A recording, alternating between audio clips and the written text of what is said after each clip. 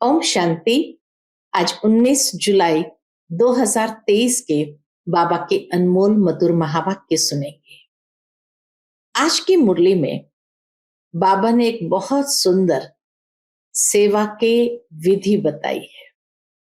बाबा कहे, जब कोई कहता है कि अल्लाह सृष्टि का रचयिता है, तो उनसे पूछना चाहिए कि अल्लाह तो मेल है और सृष्टि रचने के लिए फीमेल चाहिए, तो अल्लाह की फीमेल कौन है? या जैसे कहते हैं गॉड फादर, तो बाबा कहे उनसे पूछना चाहिए मदर कौन है, क्योंकि बिना फीमेल के, बिना मदर के सृष्टि की रचना तो हो नहीं सकती। अब तुम बच्चे इस राज को बहुत अच्छी तरह से जानते हो कि शिव बाबा परम पिता है, तो बड़ी मां ये ब्रह्मा है, जिनके द्वारा परमात्मा आकर के नई सृष्टि की रचना करते हैं। तो बाबा कहे, युक्ति से तुम्हें इस रहस्य को सबके सामने स्पष्ट करना है। सुनते हैं आज के बाबा के अनमोल मधुर महावाक्य। ओम शांति।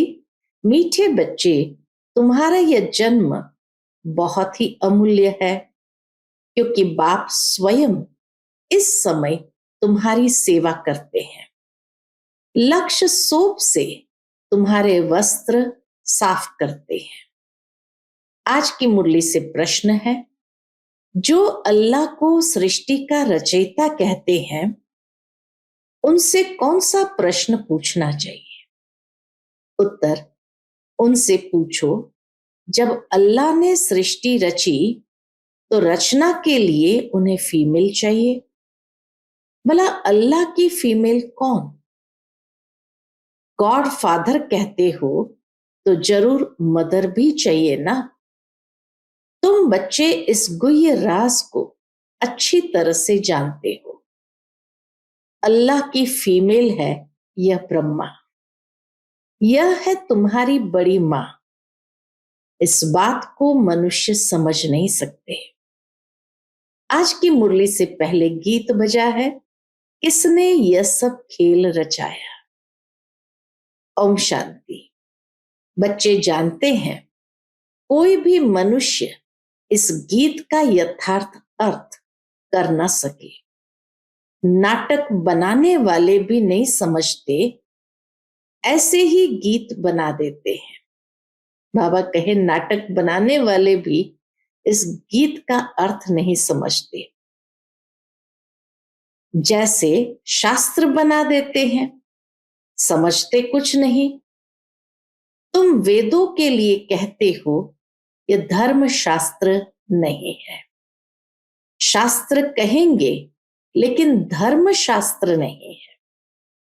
बहुत गुह्य बात बाबा ने समझाई कि ये शास्त्र जरूर है, लेकिन धर्म शास्त्र इसलिए नहीं कह सकते क्योंकि इससे कोई धर्म की स्थापना या धर्म की रचना नहीं होती है। अब धर्म शास्त्र से तो कुछ फायदा होना चाहिए। धर्म शास्त्र का अर्थ भी नहीं समझते हैं। शास्त्र अर्थात जिससे कोई धर्म स्थापन होता हो किसी द्वारा, तो पूछना चाहिए, वेद उपनिषद किस धर्म के शास्त्र है? वह धर्म किसने स्थापन किया? इनसे तो कोई धर्म ही नहीं निकलता है। कौन कौन से धर्म है वह भी समझाया जाता है। जैसे झाड़ में मुख्य है थुर, थुर यानी तना, फिर बड़ी डाल, फिर छोटी छोटी टालियां निकलती है। तो बच्चों को समझाया जाता है, यह जो धर्म शास्त्र है, सर्व शास्त्रमय शिरोमणि गीता, वह है थुर। उनके बाद बाकी सब ठहरे रचना। यह इस्लामी, बौद्धी, क्रिश्चियन आदि यह सब कल्प वृक्ष के टाल है, और सब कल्प वृक्ष के टाल है। गीता में भी लिखा हुआ है, मनुष्य सृष्टि का झाड़ है, तो यह झाड़ का राज बुद्धि में अभी बैठा है। इसका मुख्य थूर है आदि सनातन देवी देवता धर्म। इस झाड़ की भेंट बड़ के झाड़ से की जाती है। बाबा कहे कि मनुष्य सृष्टि के झाड़ की भेंट बड़ के पेड़ के साथ की जाती है। ये बहुत बड़ा होता है, बड़ का पेड़ बहुत बड़ा होता है। झाड़ जब पुराना होता है तो उनका थुर यानी तना सड़ जाता है, बाकी टाल टालियां रहती है। यह भी ऐसे ही है। बच्चे जानते हैं इनका थुर जो देवी देवता धर्म था वह अब है नहीं। परमात्मा 24 अवतार लेते हैं तो वह सर्वव्यापी हो नहीं सकते। जब अवतार लेते हैं तो उनको सर्वव्यापी कैसे कहेंगे? नई बात है ना। इतना बड़ा झाड़ है, थूर है ही नहीं। एक भी मनुष्य नहीं जो कहे हम आदि सनातन देवी देवता धर्म के हैं। सतयुग को लाखों वर्ष पिछाड़ी में ले जाते हैं। कितनी मुश्किलात की बात हो गई है। इस चक्र को स्पष्ट करना कितना मुश्किलात की बात हो गई है। अब सभी मनुष्य दुखी ही दुखी है, सुखी कौन हो सकता है? सन्यासियों की बुद्धि में भी यह भेंट आएगी नहीं कि यहाँ कागविष्टा समान सुख है और अथाह दुख है। यह उन्हों को पता नहीं है। अब बाप बतलाते हैं, तुमको अथाह सुख में फिर ले जाता। बाबा आकर हम बच्चों को अथाह सुख में ले जाते हैं। इस समय अपना पाठ बजाए सभी कुछ करके छिप जाते हैं। यू पाठ तो सभी बजाते हैं, इस्लामी बौद्धि आदि सब छिप जाएंगे, ऊपर चले जाएंगे। छिप जाएंगे अर्थात ऊपर चले जाएंगे। यह भी कोई नहीं जानते। मनुष्य को ही समझाया जाता है, जानवर को तो नहीं बताएंगे। मनुष्य का जन्म सबसे ऊंच गाया जाता है। वह कौन सा? कहते भी है कि मनुष्य की तो चमड़ी भी काम में नहीं आती। फिर कहते हैं मनुष्य का जन्म उत्तम है। एक तरफ कहते मनुष्य की चमड़ी भी काम में नहीं आती, फिर कहते मनुष्य का जन्म उत्तम है। वास्तव में तुम्हारा यह जन्म, ब्राह्मण जन्म, उत्तम है, जो बाप बैठ तुम्हारी सेवा करते हैं। दुनिया के मनुष्य का यह जीवन बहुत कनिष्ठ है। तुम जानते हो, हम भी पहले छीछी मूत पलिती मनुष्य थे।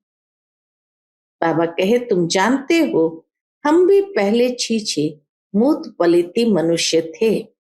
अब बाबा हमारे इस वस्त्र को ज्ञान लक्ष्य सोप से साफ करते हैं और कहते हैं अब अपने बाप को याद करो। इस दुनिया में बाप को कोई भी नहीं जानते हैं। बाप को जाने तब तो बच्चे बने। बाप को अगर जाने तो जरूर बच्चे बने। शिव के बने, ब्रह्मा के बने तब पौत्र कहलाए। ब्राह्मण भी दो प्रकार के हैं, एक है मुख वंशावली, दूसरे हैं कुख वंशावली। तुम हो ब्रह्मा के मुख वंशावली, ब्रह्मा कुमार कुमारियां। ब्रह्मा का बाप कौन? शिव बाबा। उनका बाप तो कोई होता नहीं। तुमको पढ़ाने वाला भी वह है। शिव बाबा ही आकर के पढ़ाते हैं। तुम्हारा गुरु भी वह है। अभी सन्मुख बैठे हैं, फिर छिप जाएंगे। पतित दुनिया को पावन बनाए, देवी देवता धर्म की स्थापना कर और सबको मुक्ति धाम में ले जाएंगे। 21 जन्मों का सुख दे दिया, फिर और क्या चाहिए? बाबा सदा सुखी तो बनाते हैं। बाकी ऊंच पद पाने के लिए तो पुरुषार्थ करना पड़े। श्री कृष्णपुरी को सुखधाम कहा जाता है। श्री नारायण का बचपन नहीं दिखाते हैं, श्री कृष्ण का स्वयंवर दिखाते हैं। अगर राधे से स्वयंवर हुआ तो फिर उनका नाम क्या बदली हुआ, वह दिखाते नहीं। लक्ष्मी नारायण का तो मनुष्य को पता नहीं, उनके जीवन चरित्र को कोई जानते नहीं। तुम अभी समझ रहे हो, फोटो में कोई ही निकलेगा जिसने पूरा चक्र लगाया होगा। तुम यह जानते हो, भक्ति वह करते जो पहले पहले पूज्य से पुजारी बनते हैं। भक्त तो सभी है, सरसों के मुआफिक मनुष्य है। तुम जानते हो, अब बेचारे सभी मौत की चक्की में है। अब तुम बच्चों को बहुत बड़ी बुद्धि मिली है। बुद्धिवानों की बुद्धि ने आकर हमें बहुत बड़ी बुद्धि दी है। 84 जन्म का चक्र बुद्धि में रखना बड़ा सहज है। हम अभी ब्राह्मण हैं, सो फिर देवता बनेंगे, फिर 84 जन्म लेने पड़ेंगे। हम सो का अर्थ भी बच्चों को समझाया है। हम सो हम यहां ही गाते हैं। और धर्म में ये अक्षर ही नहीं, ओम माना भगवान समझ लेते हैं। वास्तव में ओम अर्थात अहम आत्मा। वह फिर उल्टा कह देते हैं, आत्मा सो परमात्मा। अच्छा, फिर क्या? हम शरीर तो है नहीं। परम पिता परमात्मा तो ऐसे कह न सके कि अहम आत्मा मम शरीर। वह बाप कहते हैं, अहम आत्मा तो बरोबर है, हमने ये शरीर लोन पर लिया है। यह हमारी जुत्ती नहीं है, हमारे पैर है नहीं, हमारे चरणों की पूजा हो नहीं सकती है। बाबा कहे, हमारे चरणों की पूजा हो नहीं सकती है। कृष्ण के चरण है, हमारे तो है नहीं। मैं हूं ही निराकार। यूं तो आत्मा भी निराकार है, परंतु वह 84 जन्मों में आती है। मेरा तो शरीर है नहीं, मैं अशरीरी हूं। तुमको भी कहता हूं, अशरीरी बनकर मुझे याद करो। तुम जानते हो, बाबा आया हुआ है, उनका क्या पार्ट है? पतित सृष्टि को पावन बनाना। निराकार तो जरूर कोई शरीर में आया होगा। मनुष्य को पता न होने कारण उन्होंने फिर नाम लिख दिया है इसका, फर्स्ट प्रिंस श्री कृष्ण का। अब श्री कृष्ण यहां कैसे आ सकता, ये समझ कर फिर समझाना है कि पतित सृष्टि में तो उनकी परछाई भी नहीं होती। टैगोर आदि गीता की कितनी महिमा करते हैं। बाबा कहे, रविंद्रनाथ टैगोर आदि ने गीतांजलि लिखी तो टैगोर आदि गीता की कितनी महिमा करते थे। वास्तव में यह श्री कृष्ण के बहुत जन्मों के अंत का जन्म है, जिसमें शिव बाबा बैठ गीता ज्ञान सुनाते हैं। बाबा कहते हैं, मैं छोटे बच्चे के तन में कैसे बैठ सुनाऊंगा? जरूर अनुभवी रथ चाहिए। ड्रामा अनुसार हमारा ये रथ मुकरूर है। ऐसे नहीं फिर दूसरे कल्प में और रथ लूंगा। ब्रह्मा द्वारा ही स्थापना करेंगे। कल्प पहले भी तुम ब्रह्मा कुमार कुमारियों ने ब्रह्मा द्वारा वर्षा लिया था। अब बाप कहते हैं, और संग तोड़ मुझ संग जोड़ो। मेरा तो एक शिव बाबा, दूसरा न कोई। तुम मात पिता, हम बालक तेरे। जिसकी इतनी महिमा है, अभी तुम उनके सन्मुख बैठे हो। विचार किया जाए, बरोबर हमको किसने रचा? कहते हैं, अल्लाह ने रचा। तो जरूर अल्लाह की कोई फीमेल भी होगी। अल्लाह तो निराकार है, उनकी फीमेल फिर कहां से आई? तुम गॉड फादर कहते हो, तो फादर हमेशा रचता होता है। मदर ही न हो तो उनको फादर कैसे कहेंगे? बच्चा पैदा होता है तभी फादर कहते हैं ना। यह किसको पता नहीं गॉड फादर की फीमेल कौन है। यह है सबसे गुह्य बातें। आदम बीवी दोनों है। आदम उनको कहेंगे तो फिर सरस्वती को बीबी नहीं कह सकते। वह बीबी हो तो फिर उनकी मां कौन? यह बड़ी समझने की बातें हैं। बाप ही बैठ समझाते हैं। इस हिसाब से यह ब्रह्मा मेरी सजनी हुई। शिव बाबा कहते इस हिसाब से यह ब्रह्मा मेरी सजनी हुई। इसके मुख द्वारा रचता हूं तुम बच्चों को। ब्रह्मा तन में प्रवेश करता हूं। उन्हों को संभालने लिए, सारी रचना को संभालने के लिए फिर जगत अम्बा निमित्त बनी हुई है। आदि देव ब्रह्मा और जगत अम्बा सरस्वती, ये कौन है? विवेक कहता है ब्रह्मा की बेटी है। तो रचना कैसे रची? ब्रह्मा द्वारा रचा, तो यह है बड़ी मां। फिर संभालने के लिए मम्मा भी है, बाबा भी है। पहले नंबर में सरस्वती जाती है। जगत अम्बा की कितनी महिमा है। अब तुम समझ गए हो। हम 100 ब्राह्मण बने हैं, हम ईश्वर की गोद में आए हैं। इसमें भी 2 प्रकार के हैं। ईश्वर की गोद में आए हैं तो बाबा के इसमें भी 2 प्रकार के हैं। कौन से? सगे और लगे। एक ही माता के बच्चे, फिर सगे और लगे का तो सवाल ही नहीं उठता।